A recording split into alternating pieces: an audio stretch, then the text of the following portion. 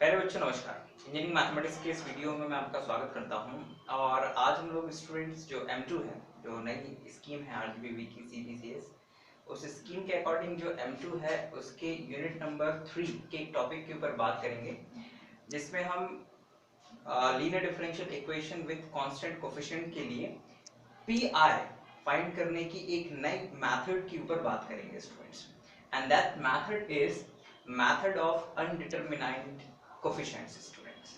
Now इसके ऊपर हम लोग बात करते हैं कि what is this method and what is the use of this method and what are the constants और conditions for this method students, and when we apply it for any questions. अब इसके ऊपर हम लोग बात करें स्टूडेंट डिटेल में कि क्या ये डिफरेंशियल इक्वेशन, मतलब किस तरह की डिफरेंशियल इक्वेशन पे ये काम करती है, क्या इससे निकाला जाता है और क्या बेसिकली इसके लिए रूल है, किन किन कंडीशनों में ये मेथड एप्लीकेबल है और किसमें ये मेथड एप्लीकेबल नहीं है, यानी कि फेल हो जाता है। यहाँ पर स्टूडेंट्स मैं ये बताना चाहूंगा कि ये जो बेसिकली जो मेथड है ये यूज होती है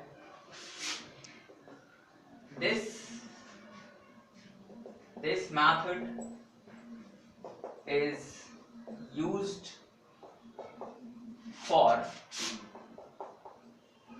finding PI for linear differential equation with constant coefficient, with constant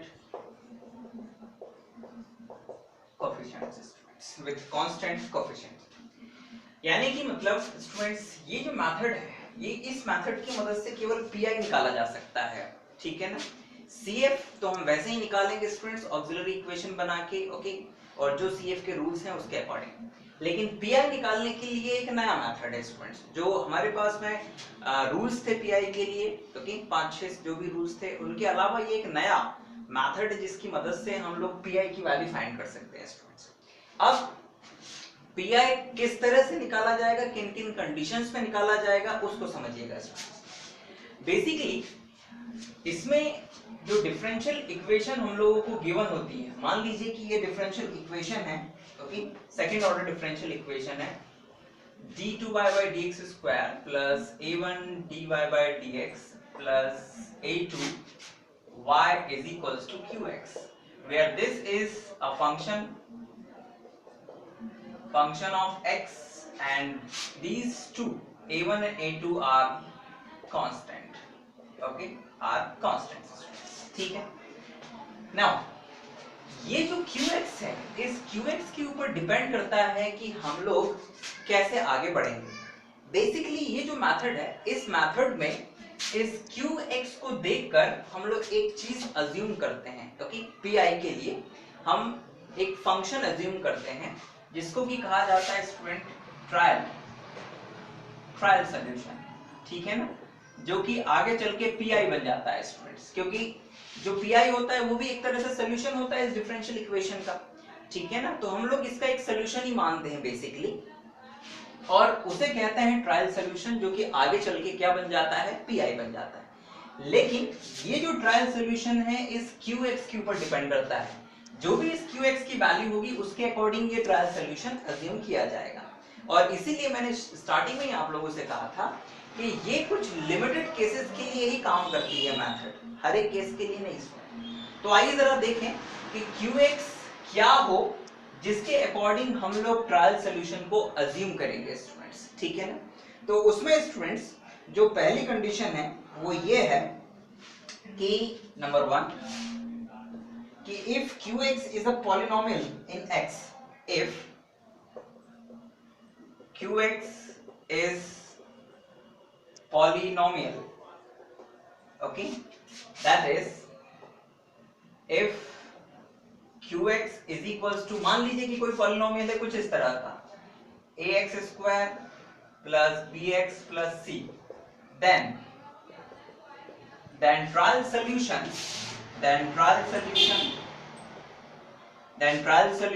is what, then trial solution y is equals to, इस तरह से लिया जाएगा बच्चों, किस तरह से, it's a c1 x² c2 x plus c3, मतलब कि ये कि अगर मान लीजिए ये थोड़ा हायर डिग्री का होगा तो उसके अकॉर्डिंग ये भी चेंज हो जाएगा। अगर ये क्यूब होता, ये एक्स स्क्वायर होता, एक्स होता, तो ये भी उसके अकॉर्डिंग और लंबा चला जाता, ठीक है ना। मतलब इन कांस्टेंट्स की जगह पर हम लोग क्या ले लेंगे, C1 C2 C3 ले लेंगे स्टूडेंट्स। लेकिन ध्यान दीजिएगा, अगर C1 C2 C3 को आप CF में यूज कर चुके हैं तो फिर उसे ट्रायल सॉल्यूशन में यूज मत करिएगा, फिर उसमें कुछ और लीजिएगा स्टूडेंट्स, ठीक है।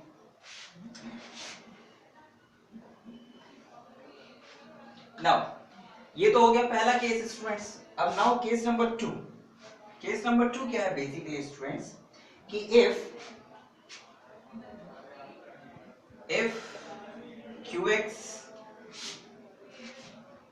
qx is sin ax और cos ax, दैट इज मान लो बच्चों qx जो हो वो sin ax या cos ax के फॉर्म में हो, यानी कि मान लीजिए कि qx की वैल्यू है ऐसा कुछ, qx is equals to a sin 3x हो, या फिर a cos 3x like that, ये एग्जांपल है स्टूडेंट्स। देन ट्रायल सॉल्यूशन क्या हो जाएगा बच्चों, देन ट्रायल सॉल्यूशन हम उसी के अकॉर्डिंग फिर ट्रायल सॉल्यूशन लेंगे। क्या लेंगे, तो हम ट्रायल सॉल्यूशन लेंगे y is equals to इस a की जगह पर ले लेंगे बच्चों c1 cos c1 sin 3x plus c2 cos 3x।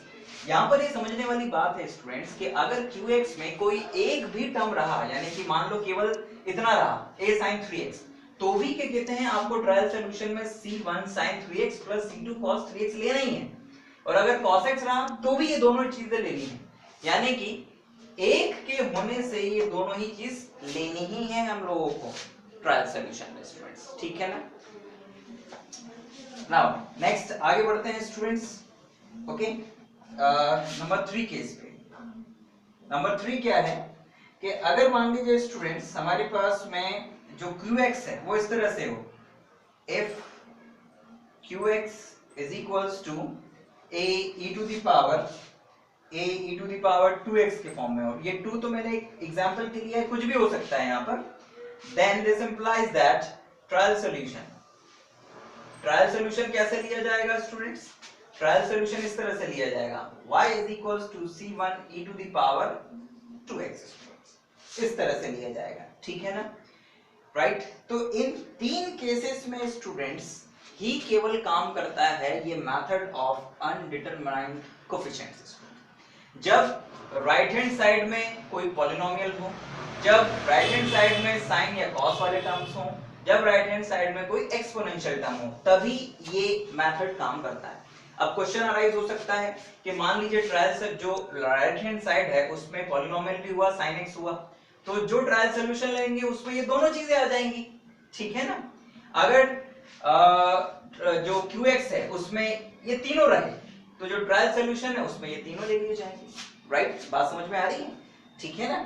जैसे यहाँ पर लिखा भी है, if qx is the sum or product of the functions given in 1, 2 and 3, then the pi is chosen as sum or product of functions given in the corresponding trial solutions। यानी कि अगर qx जो है वो इन functions का, यानी इसका, इसका या फिर इसका प्रोडक्ट या सम है, तो उसी के अकॉर्डिंग ट्रायल सॉल्यूशन भी सम या प्रोडक्ट के फॉर्म में आ जाएगा, राइट स्टूडेंट्स। ये तो रहा कि राइट हैंड साइड जो लीनियर डिफरेंशियल इक्वेशन है उसमें क्या क्या टर्म्स होंगे, उसके अकॉर्डिंग क्या हम लोग ट्रायल सॉल्यूशन एज्यूम करेंगे ये। अब नाउ स्टूडेंट्स एक रिमार्क है यहाँ पर। रिमार्क कैसा है कि मान लीजिए कि जो राइट हैंड साइड है स्टूडेंट्स, वो टर्म अगर CF में भी आ जाए, जैसे कि हम लोग CF निकालते हैं तो अक्सर CF में e टू द पावर के फॉर्म में भी आता है, sin x cos x भी आता है, ठीक है ना। तो बाय चांस अगर मान लीजिए कि जो राइट हैंड साइड है इस डिफरेंशियल इक्वेशन की, और उसके कारण जो ट्रायल सॉल्यूशन बन रहा है उसमें sin 3x या cos 3x आ रहा है, और वही इसमें भी आ रहा है, CF में भी आ रहा है, तो आप क्या करेंगे कि ट्रायल सॉल्यूशन में जो लिया गया है फंक्शन, उसमें x की लोएस्ट डिग्री से मल्टीप्लाई करेंगे, जो कि मल्टीप्लाई जब आप कर दें तो वो जो टर्म बनेगा नया वाला ट्रायल सॉल्यूशन में, वो CF में नहीं होना चाहिए। ठीक है, आई रिपीट अगेन, जैसे मान लीजिए CF में मान लीजिए e to the power 2x हो गया, और जो हमारा डिफरेंशियल इक्वेशन है उसके राइट हैंड साइड में भी 2x आ रहा है। ठीक है ना, और ये इस तरह से आया था C1 e to the power 2x plus C2 e to the power -x, लेकिन हमारे राइट हैंड साइड में ये है केवल। तो स्टूडेंट्स हम क्या करेंगे, जब ट्रायल सॉल्यूशन लेंगे तो इसको इस तरह से ले लेंगे। किस तरह से? C1 तो लेंगे नहीं, C3x e to the power 2x, इस तरह से लिया जाएगा। मतलब हम x का मल्टीप्लाई कर देंगे उसमें। अब मान लीजिए स्टूडेंट्स कि हमारे जो राइट हैंड साइड है उसमें sin 2x आ रहा है, और जो CF है उसमें भी sin 2x आ रहा है। तो इस sin 2x के करस्पॉन्डिंग जो ट्रायल सॉल्यूशन लिया जाता है, उस पूरे के पूरे ट्रायल सॉल्यूशन में C1 sin 3x plus C2 cos 3x पूरे में x का मल्टीप्लाई कर दिया जाएगा। ठीक है ना, ये एक बात समझ में आई आप लोगों को। अब बाय चांस मान लीजिए कि ट्रायल सॉल्यूशन में ऐसा आ जाता है, कैसा? ट्रायल सॉल्यूशन में इस तरह से आ जाता है C1 e to the power C1 plus C2 e to the power 2x, C2x, ये e to the power 2x। और अब मान लीजिए कि हमारा जो ट्रायल सॉल्यूशन है उसमें e to the power 2x भी आ रहा है। तो अब जरा ध्यान दीजिएगा कि e to the power 2x के साथ C1 भी है और x e to the power x भी है। तो हमें फिर ट्रायल सॉल्यूशन में e to the power 2x में इस x स्क्वायर से मल्टीप्लाई करना पड़ेगा, यानी कि हमें x की उस लोएस्ट डिग्री से मल्टीप्लाई करना पड़ता है ट्रायल सॉल्यूशन में, जिसके बाद वो जो टर्म है CF पे जो टर्म आ रहा है उससे कंप्लीटली अलग हो जाए स्टूडेंट्स। तो आई थिंक स्टूडेंट्स आप लोगों को समझ में आया होगा कि अगर CF में कोई टर्म आ रहा है और वही टर्म ट्रायल सॉल्यूशन में भी आ रहा है, तो उस ट्रायल सॉल्यूशन में हमें x की उस लोएस्ट डिग्री, x की उस लोएस्ट इंटीग्रल डिग्री, वो भी पॉजिटिव होनी चाहिए, उससे मल्टीप्लाई करना पड़ेगा ताकि वो टर्म ट्रायल सॉल्यूशन में ना आए। ठीक है स्टूडेंट्स, यानी कि उससे डिफर करना पड़ेगा हमें ट्रायल सॉल्यूशन को। अगर sin 2x आ रहा है तो ट्रायल सॉल्यूशन में x का मल्टीप्लाई कर देंगे। अगर जो CF है उसमें x sin 2x आ रहा है तो इसमें फिर x स्क्वायर का मल्टीप्लाई कर देंगे पूरे ट्रायल सॉल्यूशन में। तो इस बात का ख्याल रखते हुए आप लोग आगे बढ़ेंगे। ओके, दूसरा, इस मेथड की स्टूडेंट्स अपनी कुछ बाउंडेशंस हैं। अगर राइट हैंड साइड ये 3 फंक्शंस होते हैं तभी ये मेथड काम करता है, अदरवाइज पीआई नहीं निकाला जा सकता इस मेथड से, यानी कि ये इसका ड्रॉबैक भी है। ठीक, एंड ये तो स्टूडेंट्स मैंने आपको बता दिया। अब इसके बाद समझिएगा, CF तो आप लोग निकाल लेंगे, पीआई निकालने के लिए स्टूडेंट्स हम लोग ये ट्रायल सॉल्यूशन अज्यूम करेंगे इन टर्म्स ऑफ y। फिर इस y की मदद से हम dy by dx निकालेंगे, d2y by dx स्क्वायर निकालेंगे स्टूडेंट्स, और उन सब की वैल्यूज को यहां सब्स्टिट्यूट करेंगे और फिर दोनों और कंपैरिजन करेंगे। जो भी हमारे टर्म्स होंगे, x की जो डिफरेंट डिग्रीज होगी, जो भी फंक्शंस होंगे, उनको इक्वेट करेंगे और फिर जो कांस्टेंट्स हमने ट्रायल सॉल्यूशंस में लिए हैं उन कांस्टेंट्स की वैल्यू निकालेंगे। जब उन कांस्टेंट्स की वैल्यू आ जाएगी स्टूडेंट्स, तो हमें वापस उन कांस्टेंट्स की वैल्यू को ट्रायल सॉल्यूशन में रख देना है एंड वो हमारा पीआई हो जाएगा फाइनली, और फिर CF और प्लस पीआई करके हम लोग फाइनली कंप्लीट सॉल्यूशन लिख देंगे। तो I repeat again, trial solution लेना है, उसकी मदद से dy by dx, d2y by dx square, और अगर हायर डेरिवेटिव हुआ तो वो भी निकालना है, इसमें सब्स्टिट्यूट करना है, कंपैरिजन करना है दोनों और टर्म्स का, उनके कोफिशिएंट्स का, और इन कांस्टेंट्स की वैल्यू निकालना है जो कि ट्रायल सॉल्यूशन में लिए जाएंगे। एंड देन इसके बाद में पीआई फाइनल करना है। ये जो ट्रायल सॉल्यूशन है यही पीआई बन जाएगा जब इसमें इन कांस्टेंट्स की वैल्यू रख दी जाती है। ठीक, और फिर CF और प्लस पीआई करके आपको कंप्लीट सॉल्यूशन बना देना है। आइए जरा कुछ एग्जांपल्स लेते हैं। क्वेश्चन है बच्चों, solve by method of undetermined coefficient, solve by the method of undetermined coefficients। और डिफरेंशियल इक्वेशन है d2y by dx square minus 4y is equals to e to the power x plus sin 2x students, right. तो ये आया students,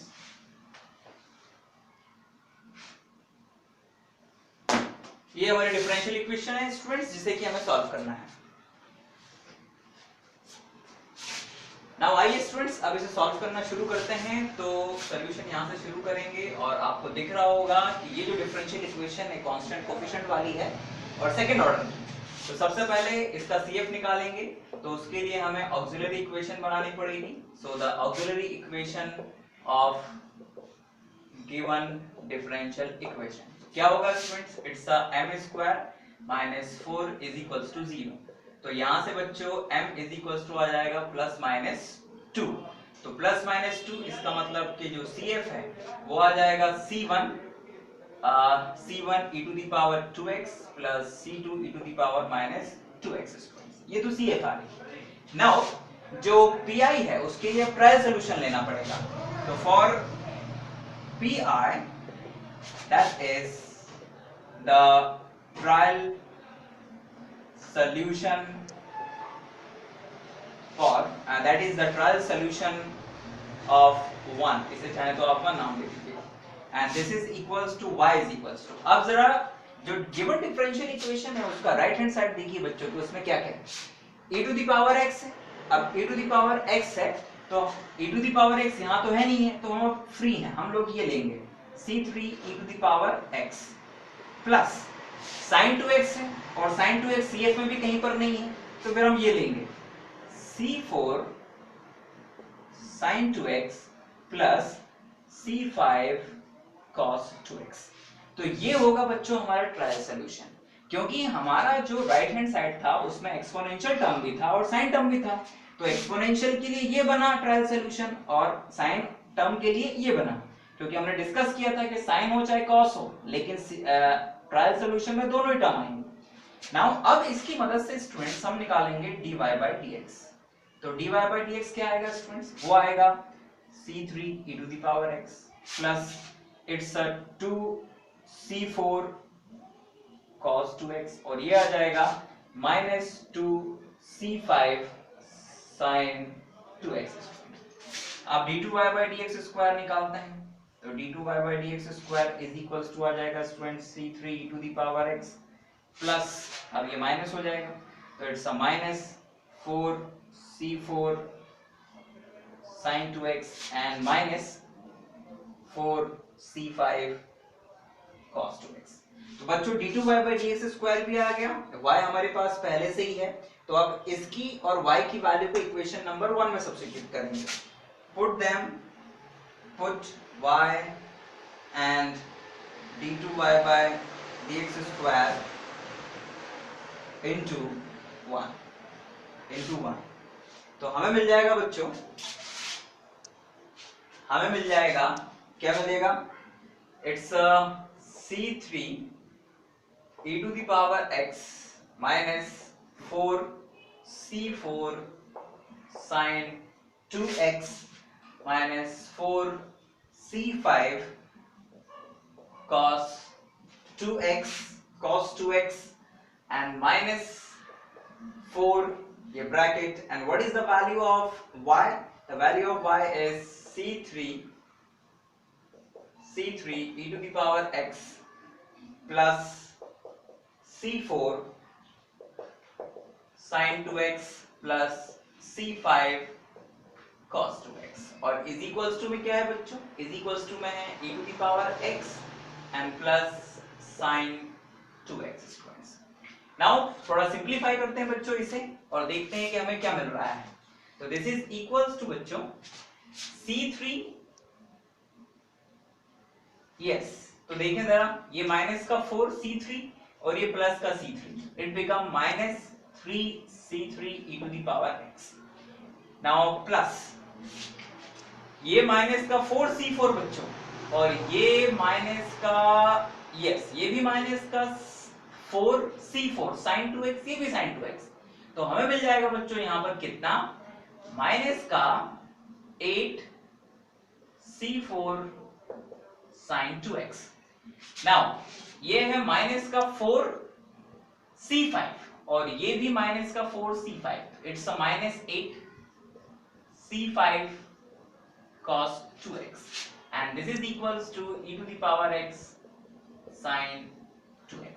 अब दोनों बच्चों e to the power x और sin 2x के कोफिशिएंट्स को इक्वेट करिए। तो इक्वेटिंग दी कोफिशिएंट्स, तो इक्वेटिंग दी कोफिशिएंट्स तो क्या आएगा बच्चों, लो minus 3c3 minus c3 sorry minus 3c3 is equals to e to the power x का कोफिशिएंट यहां पर ये था, इधर क्या है 1, तो इट इज इक्वल्स टू 1। तो यहां से c3 की वैल्यू कितनी आ गई, माइनस 1/3 बच्चों। ओके, नाउ नेक्स्ट इधर sin 2x है, इधर भी sin 2x है, तो it's a minus 8c4 is equals to 1 बच्चों।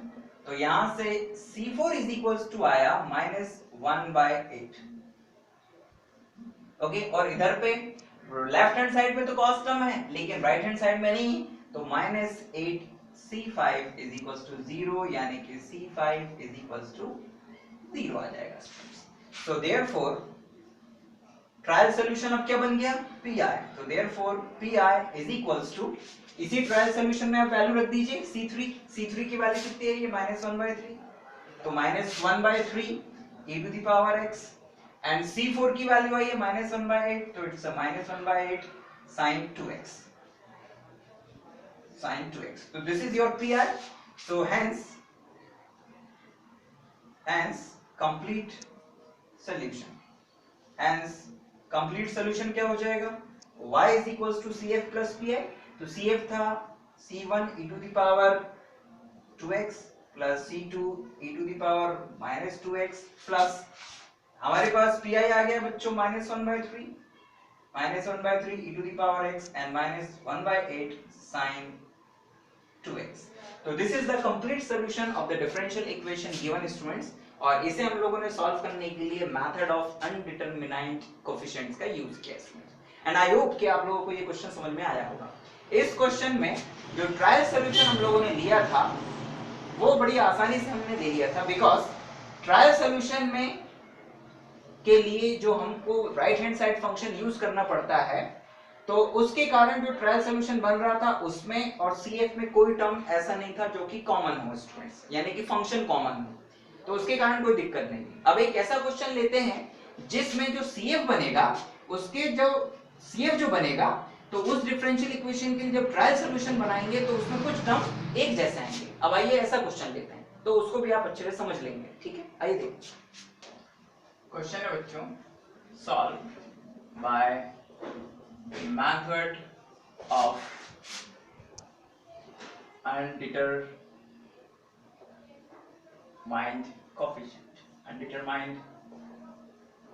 coefficients और डिफरेंशियल इक्वेशन है बच्चों d2y by dx square minus 2 dy by dx plus y is equals to x plus e to the power x students, right?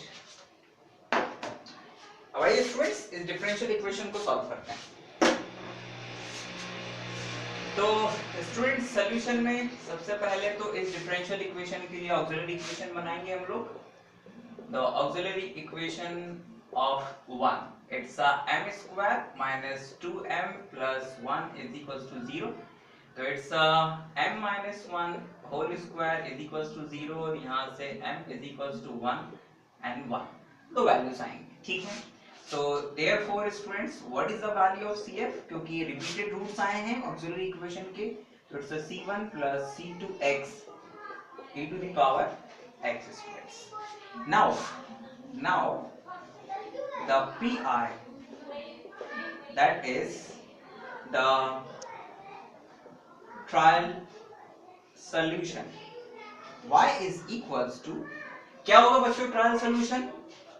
Look students, x है, polynomial है 1 degree का, तो उसके लिए क्या लेंगे c3x plus c4, right? c1 c2 use हो गए, नाउ प्लस, अब लुक स्टूडेंट्स, हमें EX के लिए ट्रायल सोल्यूशन लेना है, तो नॉर्मली लेना तो हमें चाहिए था C5 e to the power x, लेकिन e to the power x यहां पर है और x e to the power x यहां पर है, मतलब e की पावर x भी ट्रायल वो CF में अवेलेबल है और x e to the power x भी अवेलेबल है, तो मतलब यहां पर हम x का मल्टीप्लाई नहीं कर सकते, हमें इस ट्रायल सोल्यूशन में जो कि e to the power x के करस्पॉन्डिंग लिया जा रहा है उसमें मल्टीप्लाई करना पड़ेगा x स्क्वायर का, राइट, मिनिमम पावर, जो भी मिनिमम पावर हो इनसे अलग, तो x और x की पावर 0 ले नहीं सकते थे इसलिए x square, e to the power x था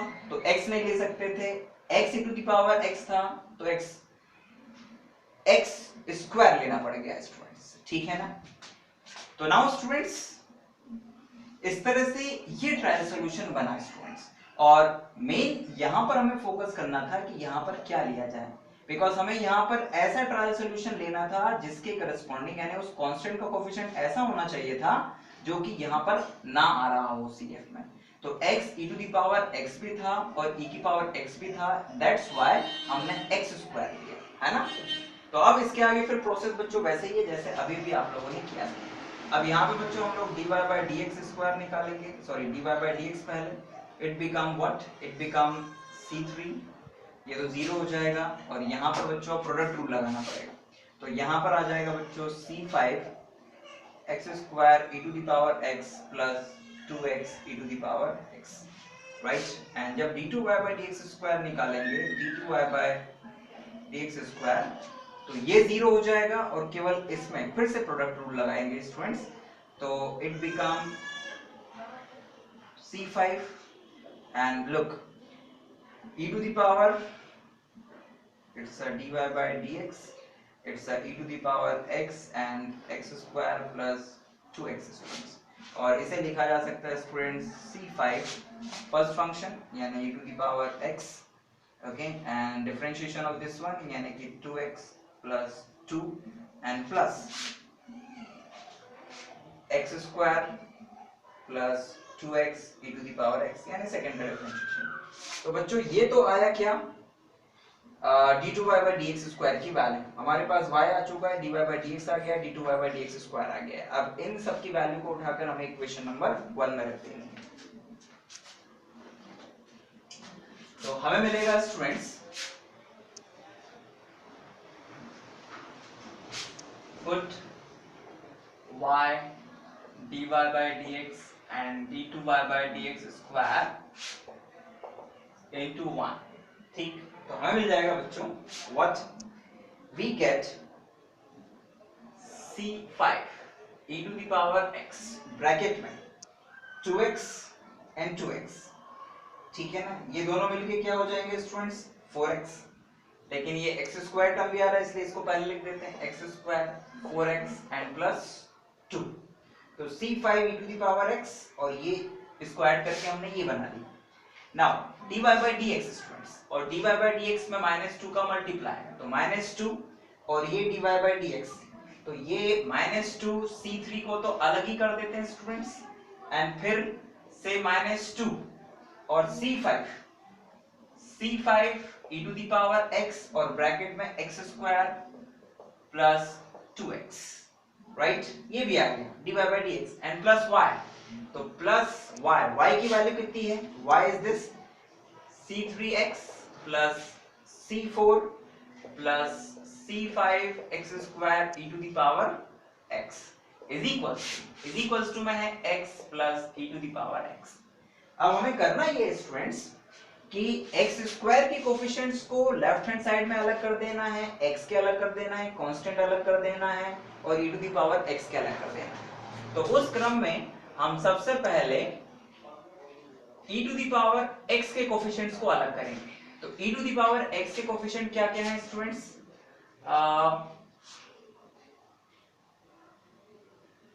ये भी लिखें,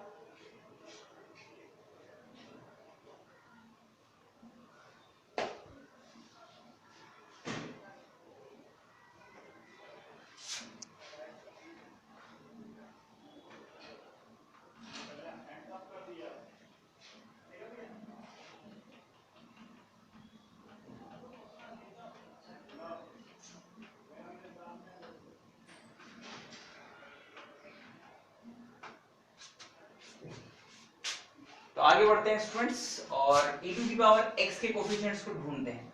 तो हमें मिलेगा स्टूडेंट्स यहाँ पर c5x² plus 4c5x plus 2c5, right.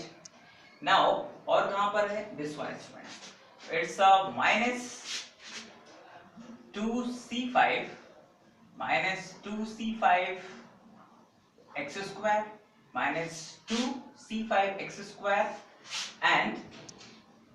and minus 10, sorry, it's a minus 4c5x, ठीक है। और भी कहीं पर है students e to the power x, तो प्लस c5x², ये ब्रैकेट क्लोज। और क्या क्या टर्म्स बच रहे हैं स्टूडेंट्स, इट्स अ -2c3 और ये प्लस c4 और this one is plus c3x plus c3x और is equals to x plus e to the power. अब आइए देखें स्टूडेंट्स कि कुछ चीजें अगर कैंसिल हो रही हैं तो पहले उन्हें कैंसिल कर देते हैं, ठीक है। तो आइए देखिए c5x² प्लस 2 और ये माइनस का 2, तो ये इससे कैंसिल। 4c5x माइनस 4c5x, ये इससे कैंसिल स्टूडेंट्स। और हमारे पास फाइनली बस रह गया है 2c5 e to the power x, यानी कि 2c5 e to the power x and ये दो कांस्टेंट टर्म्स रह गए स्टूडेंट्स। उससे पहले ये है plus c3x and minus 2c3 plus c4 is equals to x e to the power x। अब दोनों स्टूडेंट्स इक्वेटिंग करना शुरू करिए, equating the coefficients, equating the coefficients। तो बच्चों यहां पर x का कोफिशिएंट क्या है c3 और यहां पर 1 है, तो यहां से बच्चों direct c3 is equals to 1 आ जाएगा सबसे पहले तो। एंड यहां पर e to the power x का कोफिशिएंट 1 है, यहां पर e to the power x का कोफिशिएंट है 2c5, तो 2c5 इज इक्वल्स टू कितना 1, तो यहां से c5 इज इक्वल्स टू कितना आ जाएगा 1/2 आ जाएगा। एंड नाउ ये हो गया। And next -2c3 plus c4 is equals to 0। तो बच्चों यहां पर c3 की वैल्यू क्योंकि 1 आ गई थी, ठीक है ना, c3 इज इक्वल्स टू 1 आ गया था, तो जैसे ही आप यहां पर 1 रखेंगे तो it become c4 is equals to, यहां पर रखेंगे तो it become plus 2, c4 is equals to plus 2 आ जाएगा।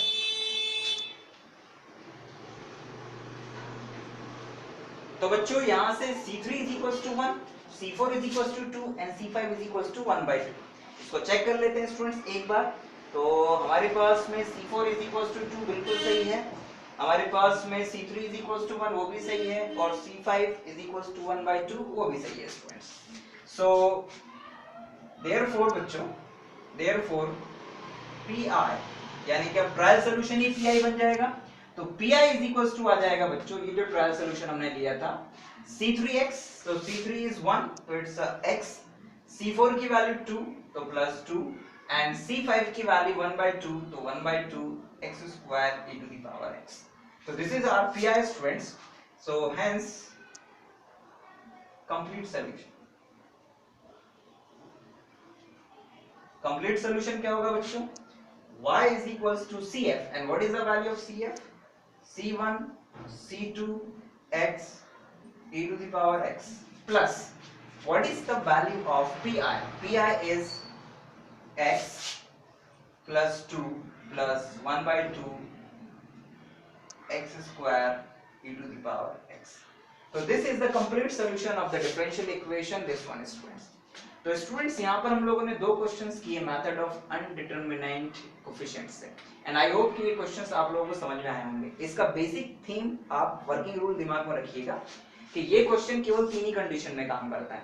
जब राइट हैंड साइड में पॉलिनोमियल हो, e⁻ax के फॉर्म में हो, sin x या cos ax हो, तो उसके अकॉर्डिंग स्टूडेंट्स हम लोग ट्रायल सॉल्यूशन एज्यूम करते हैं। लेकिन ट्रायल सॉल्यूशन लेते समय इस बात का ध्यान रखना पड़ता है कि कोई फंक्शन ट्रायल सॉल्यूशन और सीएफ में कॉमन ना हो, एक जैसा ना हो। अगर है तो हमें ट्रायल सॉल्यूशन में उस फंक्शन में x स्क्वायर से या x से मल्टीप्लाई करना पड़ता है, और ऐसी पावर से मल्टीप्लाई करना पड़ता है कि जब आप मल्टीप्लाई करते हैं तो जो भी टर्म बने वो सीएफ में ना आए, है ना। एंड ध्यान दीजिएगा, पूरे के पूरे ट्रायल सॉल्यूशन में मल्टीप्लाई होता है, यानी कि जो भी जैसे e⁻x के करस्पॉन्डिंग आप ले रहे हैं तो उस पूरे में होगा। अगर sin x होता है यहाँ पर तो sin x के करस्पॉन्डिंग जो भी ट्रायल सॉल्यूशन होता है उसमें पूरे ट्रायल सॉल्यूशन में मल्टीप्लाई होता। जैसे मान लीजिए यहाँ पर c1 के साथ में sin x होता, तो sin x के करस्पॉन्डिंग फिर ट्रायल सॉल्यूशन में अगर हम कुछ लेते तो sin x और cos x दोनों आता, तो उसमें पूरे में x का मल्टीप्लाई होता फिर, ठीक है ना, sin x और cos x दोनों में, ठीक। तो ट्रायल सॉल्यूशन लेते हैं, उसका dy/dx निकालते हैं, d2y/dx² निकालते हैं, उसकी वैल्यू को स्टूडेंट जो गिवन डिफरेंशियल इक्वेशन होती है उसमें सब्स्टिट्यूट करते हैं, सॉल्व करते हैं, इक्वेटिंग करते हैं, कांस्टेंट्स की वैल्यू निकालते हैं, और जो भी ट्रायल सॉल्यूशन माना था उसमें कांस्टेंट्स की वैल्यू रख के pi निकालते हैं, and find that complete solution CF + pi। तो आई होप स्टूडेंट्स कि ये मेथड ऑफ अनडिटरमिनेंट कोफिशिएंट्स आप लोगों को समझ में आया होगा। आप अपने बुक की मदद से ज्यादा क्वेश्चंस की प्रैक्टिस कर लीजिए, आसान मेथड है, ज्यादा दिक्कत नहीं है ना। और इस मेथड का यूज आप किसी ऐसे क्वेश्चन को सॉल्व करने के लिए भी कर सकते हैं जो सिंपली एक जिसमें कुछ मेथड का नाम मेंशन नहीं किया गया है, क्योंकि linear differential equation with constant coefficient paper में आएगा, मेथड का नाम तो लिखा नहीं रहेगा कि आपको कैसे करना है। और अगर बाय चांस उसके राइट हैंड साइड में e⁻x sin ax cos ax या फिर कोई पॉलिनोमियल हो, तो आप मेथड ऑफ अनडिटरमिनेंट कोफिशिएंट का यूज करके उसे सॉल्व कर सकते हैं। ये मेथड इसलिए यूजफुल है बिकॉज जब राइट हैंड साइड में कोई पॉलिनोमियल होता है तो आपको बाइनोमियल थ्योरम से एक्सपेंशन करना पड़ता है, जो भी डिफरेंशियल कोफिशिएंट होता है और डिफरेंशियल ऑपरेटर होता है उसका, तो कभी कभी वो लेंथी पड़ जाता है। तो आप इस मेथड का यूज करके आसानी से इस तरह के क्वेश्चन सॉल्व कर सकते हैं स्टूडेंट्स, ठीक। तो स्टूडेंट्स इस वीडियो में आपको फिर भी कुछ क्वेरी या डाउट आता है तो आप पूछ सकते हैं, है ना। और हम जल्दी नेक्स्ट वीडियो में फिर आपके सामने होंगे। Thank you very much for watching this video.